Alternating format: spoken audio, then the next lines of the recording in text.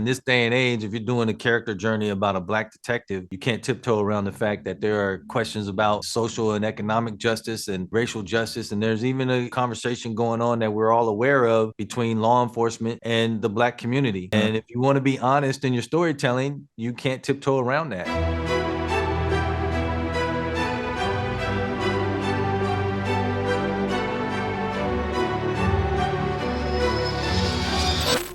What do you do, Alex?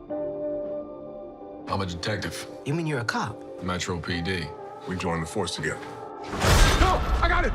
You the doctor? PhD, psychology. Let's see how long you last.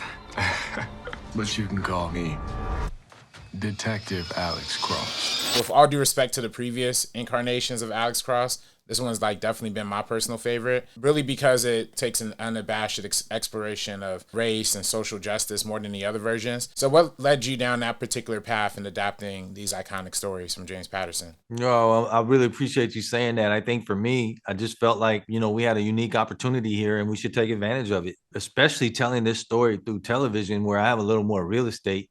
I can still deliver on a really compelling thriller with a lot of twists and turns, but also do a character journey. And in this day and age, if you're doing a character journey about a black detective, you can't tiptoe around the fact that there are questions about social and economic justice and racial justice. And there's even a conversation going on that we're all aware of between law enforcement and the black community.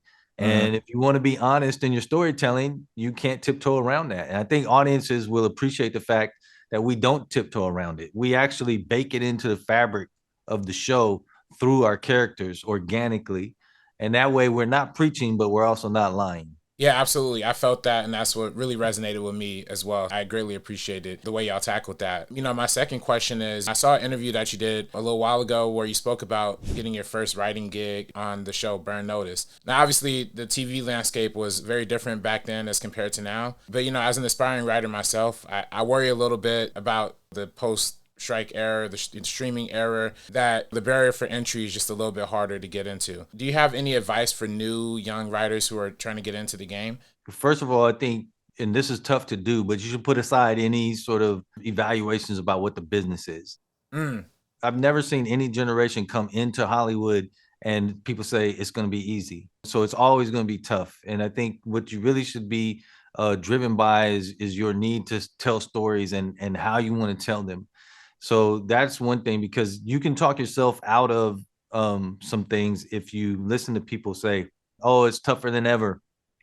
You might be extremely talented and inspired, but that takes a little bit of the wind out of your sails. There's a lesson that I just got out of just doing my own thing, which was not wait for permission. If I decided I wanted to make something, I would figure out a way to create it and keep the ball rolling myself. Sometimes that would mean I would just have to shoot something and have no idea what it would turn into or who would watch it, but I wanted to just keep the momentum going myself. And I think that's important, because if you start down this road, even though there's a chance you can make money if you actually make it in Hollywood, that's not why you started. You started because you wanted to write. You started because you wanted to create. You started because you were inspired, and you don't need Hollywood's permission to do that. You're obviously adapting a huge IP with the Alex Cross adaptation from James Patterson, a hugely popular novel series. We're here at Geeks of Color, so we appreciate superheroes, comic books. Is there any sort of those IPs or any kind of superhero stories you've ever envisioned telling, or even like Star Wars or anything kind of nerdy?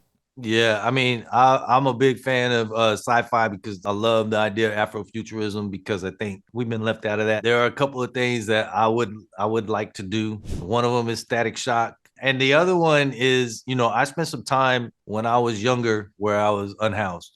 And there was, in the Marvel universe, there was some characters that lived in the subway, and they were the Morlocks. And I wish that somebody would tell that story. They were mutants, and they created their own community in the subway. And I've often felt like that would be a really, really fertile ground to tell a story. And all of those things, one of the reasons I love them is because you get to really delve into some relevant themes and commentaries happening in our society, but with sort of this buffer that is sci-fi or, the comic genre. And so I would like to be able to do that at some point.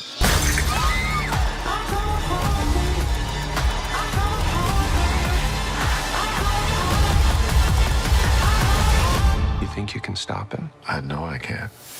Because I know him better than he knows himself.